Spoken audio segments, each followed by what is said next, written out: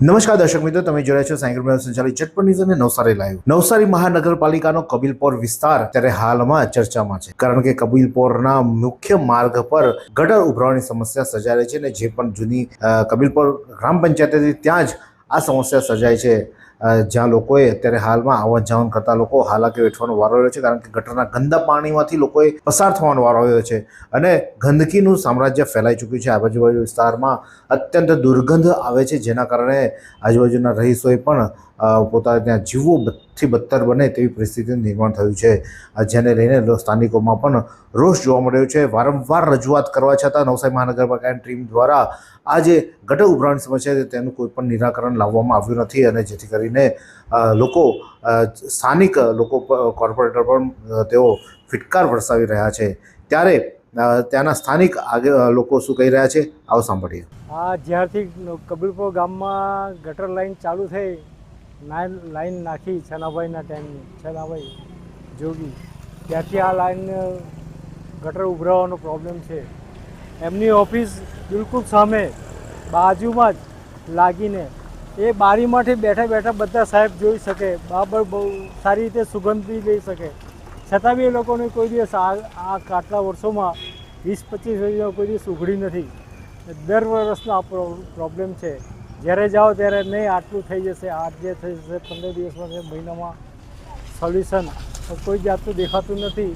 આજની તારીખમાં બી બધી ગટરો લાઈન આ બધી સમાધિઓ બનાવી છે ઊંચી ઊંચી, તેવી બધી ફાટીને ટુકડા થઈ રહી છે.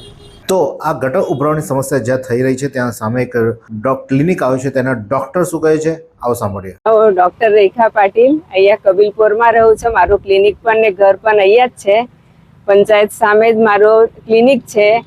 અમને છેલ્લા મહિનાથી તો બહુ તકલીફ પડતી છે કે આ ડ્રેનેજનું પાણી એટલું બધું સ્મેલ આવે અને પગ બધાના ખોઈચાયેલા કે મારા ઘરેથી વોકિંગ ડિસ્ટન્સ ક્લિનિક છે, પણ મારે જવા માટે મારે રેનકોટ પહેર્યા વગર હું ચાલી નથી શકતી. પગમાં ગનબૂટ પહેરીને જ મારે જવું પડે છે કે આટલી બધી ખરાબ નાની એટલો સ્મેલ આવે કે ઘરમાં પણ કે ક્લિનિકમાં પણ નથી બેસી શકાતું. કે અમારા પેશન્ટો એ કરે કે તમારા ક્લિનિક આવવાનું તો કેવી રીતે આવે.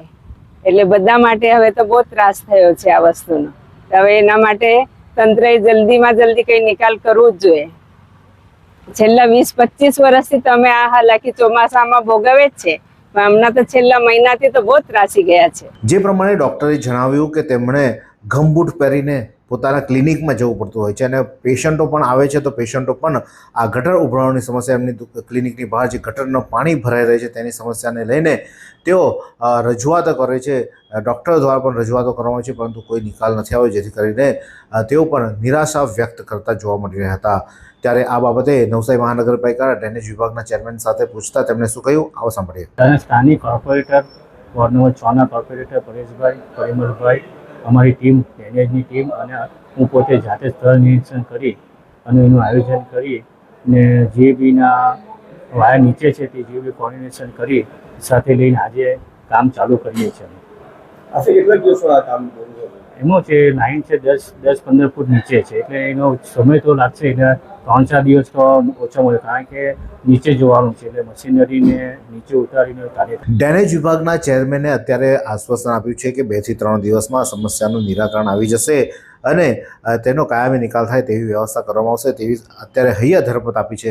પણ કામગીરી નક્કર કરશે કે નહીં તે હવે જોવું રહ્યું. આ જ પ્રકારના અનોખા સમાચાર માટે જોતા રહો સાયકલ સંચાલિત ઝટપટ ન્યૂઝ અને નવસારી લાઈવ. આ સુંદર સૃષ્ટિને નિહાળવા માટે હજારો લોકો પાસે દ્રષ્ટિ નથી, અને એ ત્યારે જ શક્ય બને જ્યારે કોઈ ચક્ષુદાન કરે. તો તમારા સ્વજનો સાથે મળી એક સુનિશ્ચય લઈએ, ચક્ષુદાનને પરિવારની પરંપરા બનાવીએ. વિઝિટ સંત પુનિત ચક્ષુ bank, Rotary eye institute Navsari. Call 7069006329.